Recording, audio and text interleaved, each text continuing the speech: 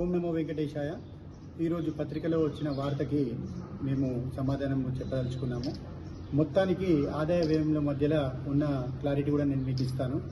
మాకు ఇచ్చిన సమయం 16వ తారీఖు 12వ నెల మమ్మల్ని మా ఉత్సవ కమిటీ అపాయింట్ చేయడం జరిగింది. దీన్ని 14వ తారీఖు 1వ నెల వరకు మాకు ఉత్సవ కమిటీ ద్వారా మాకు ఇచ్చారు. దీనికి సంబంధించిన ప్రతి ఒక్క లెక్క మా దగ్గర ఉంది. మేము చేసిన కార్యక్రమాలు ఒక 15 వరకు కార్యక్రమాలు చేశాము. 1,00,000 మందికి పైగా ఆనాడు దర్శనం చేసుకున్నారు. మేము చేసిన టైంలో ఇప్పటి వరకు కనీ విని ఎరగని రీతిలో 8,24,000 రూపాయల ఆదాయం కూడా వచ్చింది ఎండోమెంట్ వ్యవస్థకి.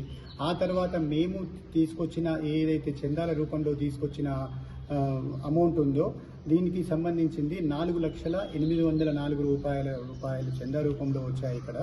మరియు ఖర్చులు వచ్చేసి 4,87,000 రూపాయల ఖర్చు జరిగింది. ఇంకా 86,971 మా ఉత్సవ కమిటీకే రావాలి.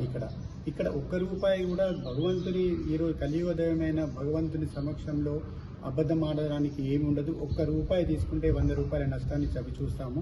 ఇంకా దీనిలో ఈ 86,000 రూపాయల్లో మాకు ఈవో గారు 46,675 రూపాయలు మాకు ఇచ్చారు. మిగతా ఇంకా 40,296 రూపాయలు మాకే రావాలి.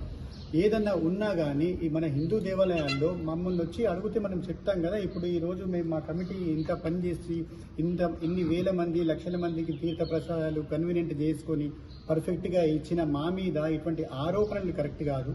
ఏది ఉన్నా మీరు మమ్మల్ని అడగండి, మేము ఖచ్చితంగా చెప్తాము. పత్రికా ముఖంగా అడిగినా మేము చెప్పగలుగుతాము. మీరు మా దగ్గరికి డైరెక్ట్ వచ్చి అడిగినా అని మేము చెప్పగలుగుతాము. ప్రతిదీ కూడా ఈవో గారికి ఇచ్చాము. ఈవో గారి సంతకం కూడా ఇక్కడ ఉంది. మేము మా పర్సనల్గా మాత్రం ఎటువంటి ఒక్క రూపాయి కూడా దానిలో తీసుకోవడానికి మాకు ఆ భగవంతుని ఒక్క రూపాయి కూడా మేము దీన్న 100 రూపాయల నష్టం చూడడానికి మేము రెడీగా లేము. ఆ భగవంతుని సేవే మాకు ముఖ్యం, వేరేది ఏది కాదు. 10 మంది 10 రకాలు రాయించినా మేము దేనికి భయపడము. ఈ దేవాలయం మీద మేమున్నన్ని రోజులు మాత్రము ఈ చిన్న కూడా ఈవో గారి గురించి కానీ దేవాలయం గురించి కానీ అర్చకుల గురించి కానీ ఏ మాత్రము వార్తాపత్రికల్లో వచ్చినా న్యాయంగా పరంది రాయండి, డెవలప్మెంట్ చూడండి, ఇంకా భక్తులు ఎలా రావాలో చూడండి, అటువంటిది చేయండి.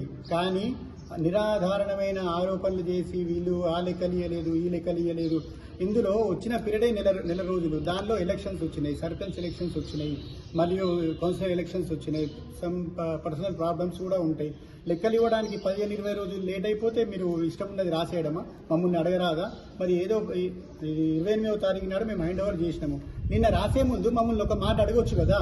మేము ఇవ్వడానికి మేము రెడీ ఉంటాం కదా.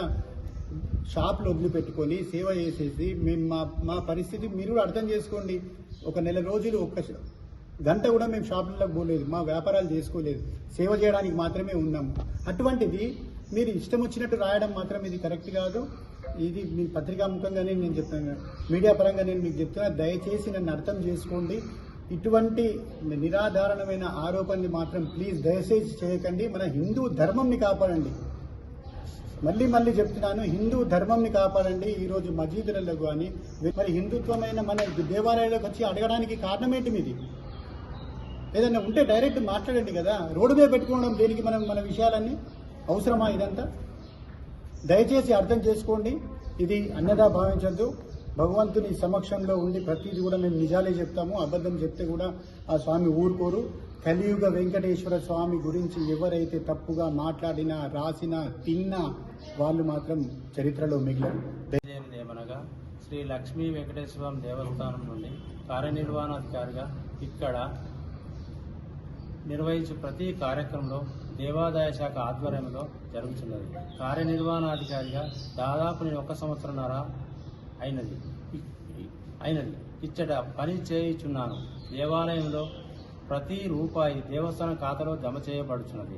దయచేసి పత్రికా మిత్రులకు తెలియజేయలేదు ఏమనగా, మీకు ఏ సమస్య ఉన్నను నా గుడికి వచ్చి నన్ను ఏ విషయం అడిగినా నేను ప్రతి దానికి జవాబు చెప్పగలను. ఇది నా ఇష్టపూర్వకంగా తెలియజేస్తున్నాను.